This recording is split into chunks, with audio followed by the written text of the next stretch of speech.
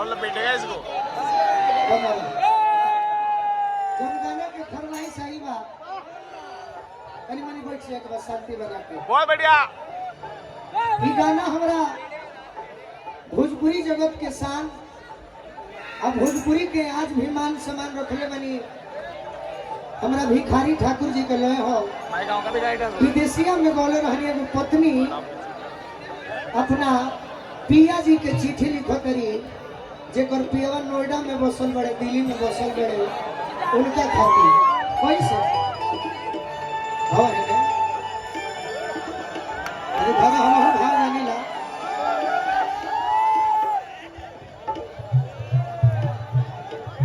पति देव जब बाहर कमाए गई बड़े तो मेहरारू कैसे कहते हैं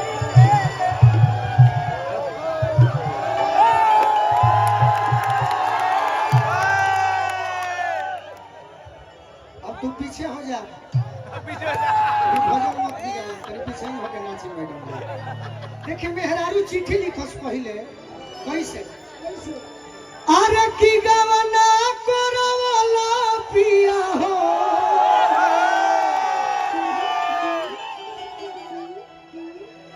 घर बैठवला हमारे गुड्डू भैया भी आई बनी स्वागत फौजी भाई कि अपने तो कैला राजा हो पूर्वी बनी जिया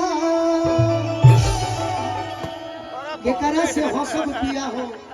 केकरा से बोलो आ केकरा से कहब पिया हो दिलवा के बतिया पत्नी कहतरी कि तू बाहरा गई बड़ो तो बताओ तो मरद कहतर कि नदी से हंसी हो अरे धनी हो ये हमरा एगो देश के जवान गुड्डू भैया जेकरा के भोजपुरी के आज के पावर स्टार पवन भैया भी बड़ी दिल से मानिला हम तो बड़ भैया मनबे करीला गोतिनी से बोली हो अरे देवरा से कोई हो धनी हो अपना दिलवा के बतिया बाकी जेकरा के छठी में दूगो हाथ दिले हो तनी सबके उठाई और है गीत बा राजन चाचा हर किया मालो बोला पिया हो नहुला रे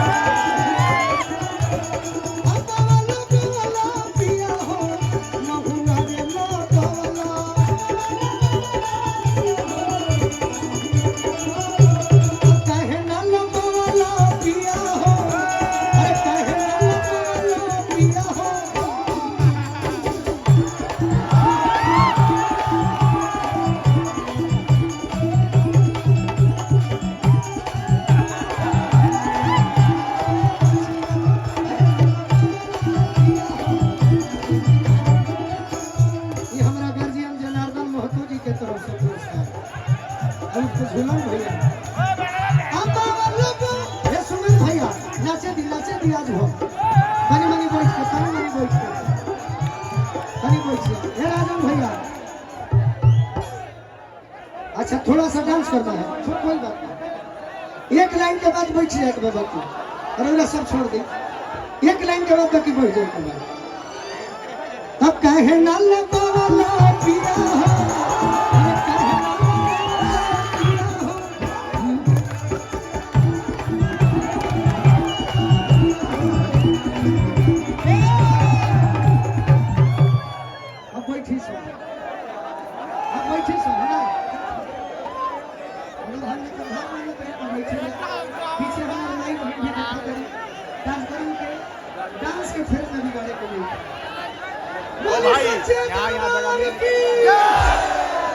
सब कोई बैठिए सब भाई बैठे भाई बहन बड़े भाई थोड़ा सा प्रशासन की टीम से निवेदन है कृपया स्टेज के पास आने का कष्ट करें। प्रशासन की टीम हमारी माताएं बहनों को दिक्कत हो रही है बिल्कुल नहीं। अरे वॉलंटियर ये हमारे माताओं बहनों को दिक्कत हो रहा है यार आप लोग पीछे चलिए इधर से प्रशासन की टीम से निवेदन है कृपया मंच के पास आने का कष्ट करें। कृपया आप सभी से प्रार्थना है।